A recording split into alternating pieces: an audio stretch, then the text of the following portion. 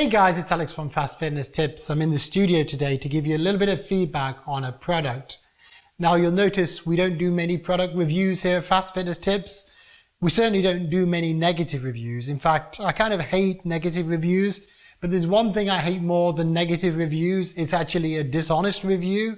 So I'd rather bring you guys an honest review, really a heads up about a product that I was excited about. I thought was going to be great, but it turns out it was a great disappointment.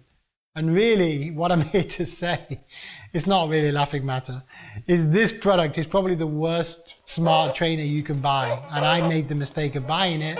I'll tell you briefly about the story. The item, is it a surprise? It's a tacx flux original. Now remember, the tacx flux came out in around December 2016. It was an exciting product. It was one of the lowest priced smart trainers on the market. So, it looked attractive at that price point. What was it, around $800? Around about £500-600 when it came out. Now it's been massively discounted throughout, since then. The price has been constantly falling. And in a way, isn't that a red flag when a product has been like suspiciously falling in price? And I don't mind telling you, I got this product brand new for just over £300 or around about $400. I mean, that's a ridiculously good price. If it works as advertised, a smart trainer like this with all the functions that it claims to have for what, $400? That is going to be an amazing product. But sorry guys, this wasn't an amazing product at all. Now just take a second to think, what do you need in a smart trainer for that trainer to be good? I put it to you, you probably need it to be accurate. Yes, that is an important factor, but even more than accurate, it needs to be reliable. It needs to have a decent road kind of feel. Like when you're pedaling those pedals, it's got to be reasonably, smooth. It's got to be like a satisfying experience, basically. Also, the gradient function has to work, pretty well, i.e., if you're on Zwift, for example, and going uphill, it needs to simulate those uphills pretty well. Also, it needs to have a decent noise floor, i.e. not be too loud. Obviously, trainers do vary and a certain amount of noise is okay, but not a ridiculous amount of noise. And lastly, and this is the thing, you hope you don't have to rely on, the company itself has to give you a good customer experience. Basically, it's got to have a good customer service backing up behind the scenes. So that if something does go wrong, yeah, you've got them answering queries, helping you out basically. And to be fair, if you go online, tacx makes a few promises about this. Tacx says all its products, smart trainers, are guaranteed for 2 years, and they promise to look after all customers in terms of repair or replacement. That is a barn door promise that they've made. Why are they making that promise? They're making that promise because a lot of first generation purchasers of the tacx flux have had problems. Now, everyone knows, there were some teething problems back in the beginning. The basically 2016-17 production run were highlighted by other YouTubers who specialize much more than me in smart trainers like DC Rainmaker, GP Llama, and also Titanium Geek. But, hang on, why is it that all of those experienced testers all ran into a problem with their tacx flux units? What are the chances of that?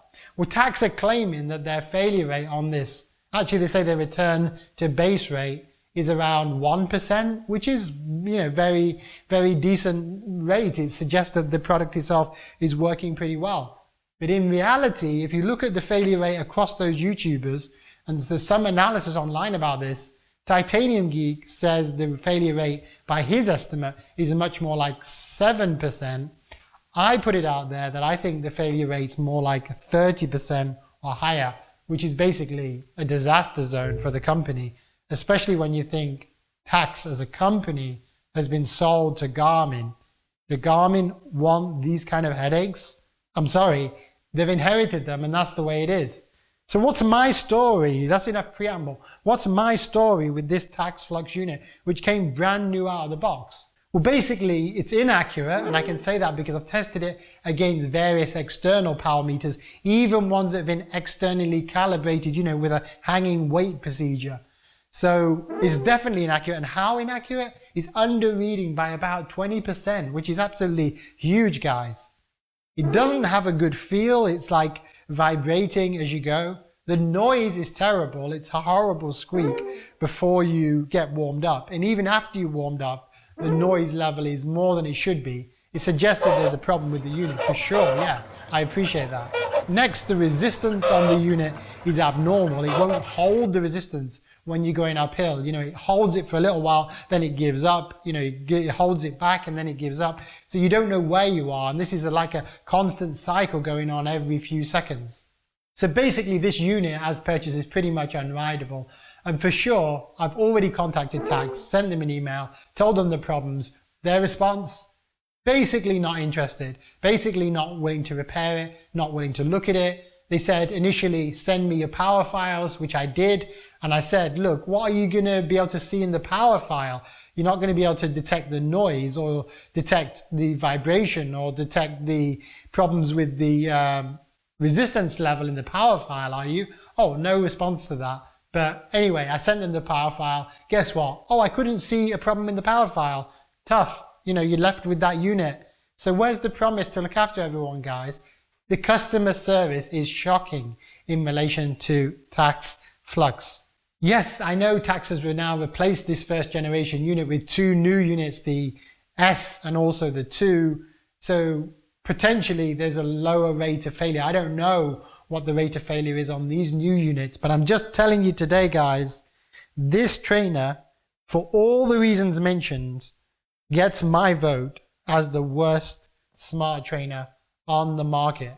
So much so, I'd rather cycle with my dumb trainer, either wheel on or direct drive. I'm using the Elite Turbo Muin B right now. I'd rather cycle on that than a faulty, abnormal tacx flux.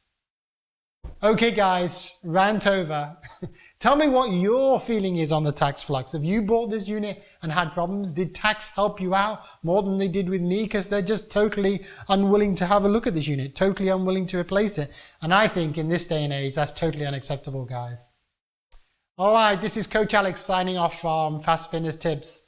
Sorry if you think this is too negative a video, but so I'm just bringing you my honest experience with the tacx flux. Tacx flux bought December 2018. Tacx flux died February 2019. Return attempted March 2019. Lumbered with an abnormal, non-functioning unit. End of March 2019. Thanks for watching, guys. Till next time. See you in the next video.